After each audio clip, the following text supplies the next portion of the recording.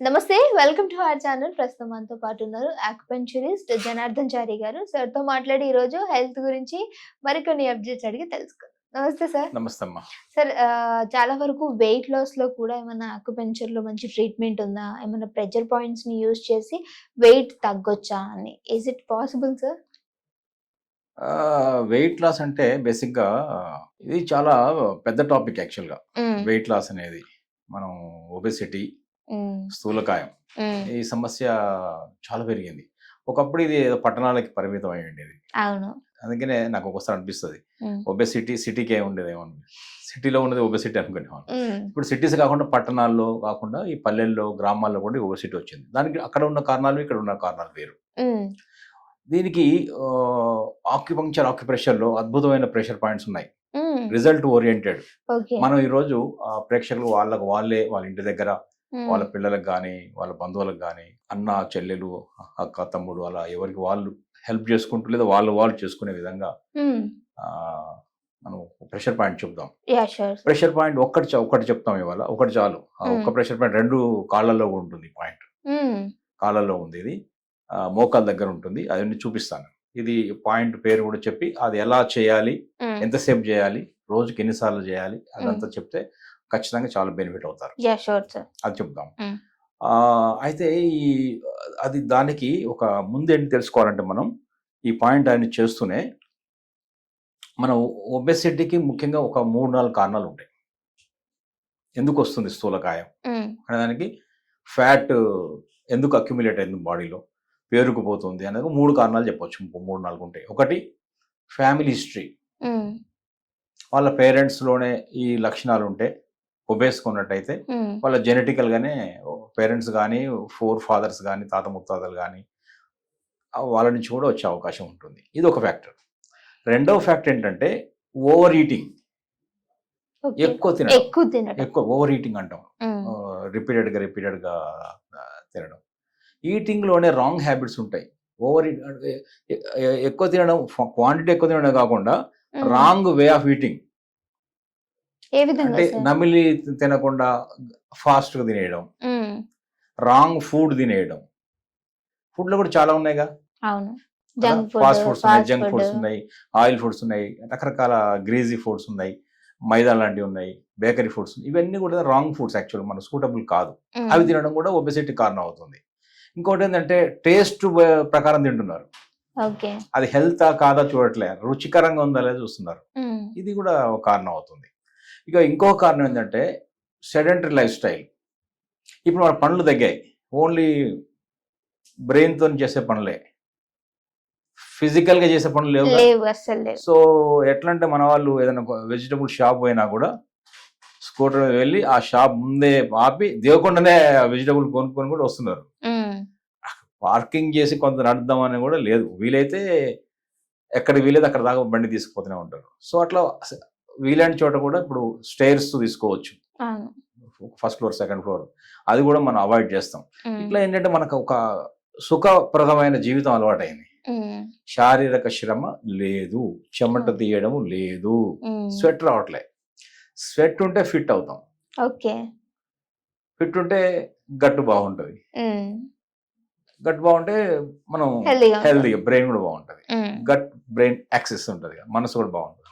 So ఇట్లా ఈ ఇందాక ఈ కారణాలన్నీ కూడా అవుతున్నాయి. దీన్ని మనం ఏం చేయొచ్చు అంటే, ఈ ఒబెసిటీలో ఇంకొక ప్రధాన కారణం ఉంది. నిద్ర సరిగా పోని వాళ్ళలో కూడా ఈ సమస్య వస్తుంది. అంటే ఈ స్లీప్, దీని ఏమంటాం అంటే ఇన్సామ్నియా అంటాము, నిద్ర లేమి అంటాము, నిద్ర సరిగా పట్టకపోవడం. ఇది మధ్య మరీ ఎక్కువైపోయింది. ఈ స్క్రీన్స్ ఓవర్ యూసేజ్ వల్ల ఇది ఎక్కువైంది. సో ఇవన్నీ కూడా కారణాలు అవుతున్నాయి. సో ఇది ఇప్పుడు ఈ కారణాలన్నిటిని కూడా ఈ ఒక్క ప్రెషర్ పాయింట్ చాలా వరకు దాన్ని నివారించగలుగుతుంది. అంటే స్లీప్ ని బెటర్ చేయగలుగుతుంది. ఓకే, క్రేవింగ్ ఉంటుంది తినాలని, అది కూడా కంట్రోల్ చేయగలుగుతుంది. మూడోది డైజెషన్ ని పెంచగలుగుతుంది.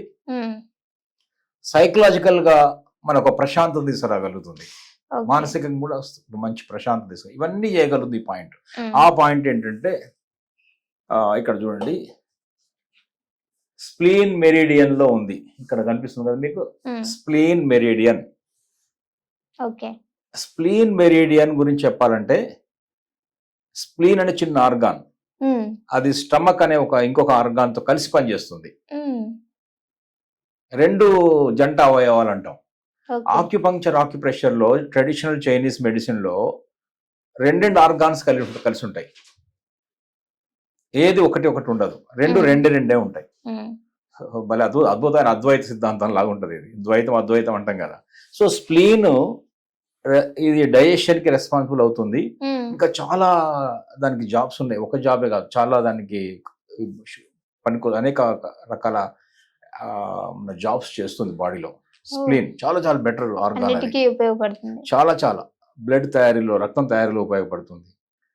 ఈ ఎసెన్స్ ని మన శరీరానికి అనుగుణంగా ఆహారం నుంచి తీసుకున్న ఎసెన్స్ ఉంటాయి, ఫుడ్ ఎసెన్స్, సారాలు, దాన్ని మనకు బాడీకి పనికొచ్చే విధంగా ట్రాన్స్ఫర్మేషన్ చేయగలుగుతుంది. ఏ ఆర్గాన్కి ఏది కావాలో ట్రాన్స్పోర్ట్ చేయగలుగుతుంది. డైజెషన్ లో ఉపయోగపడుతుంది. అన్నిటికన్నా ముఖ్యంగా మనం తేలిగ్గా హాయిగా ఉండడం పనికొస్తుంది. అంటే మన ఎనర్జీని ఇలా పైకి పంపు చేయగలుగుతుంది. అది అప్వర్డ్ మూమెంట్. ఇప్పుడు వెరికోస్ వెయిన్స్ వచ్చాయి, కిందకు వచ్చింది అదంతా ఫ్లూయిడ్, బ్లడ్ పైకి పంపు కాకపోవడం వల్ల వెరికోస్ వెయిన్స్ వస్తుంది. అలాంటి వాటికి స్ప్లీన్ డెఫిషియన్సీ ఉందని అర్థం. ఇది కనుక సరిగ్గా ఉంటే అది పైకి మనం పంపించగలుగుతుంది. So upward movement is the duty of the spleen. ఆర్గాన్లు జారే అంటారు చూసారా, రెక్టమ్ ప్రొలాప్స్ అయింది, కిందకి జారింది, విన్నారు ఇప్పుడు? స్టమక్ ప్రొలాప్స్ అయింది, కిందకి ఇలా కొంతమంది ఇలా అయిపోతారు చూసారు, పోస్చర్ మారిపోతారు. అదంతా కూడా మన సింక్ అవుతున్నారంటే ఈ పైకి పంపించే ఎనర్జీ స్ప్లీన్ ఇబ్బందులు ఉందని అర్థం.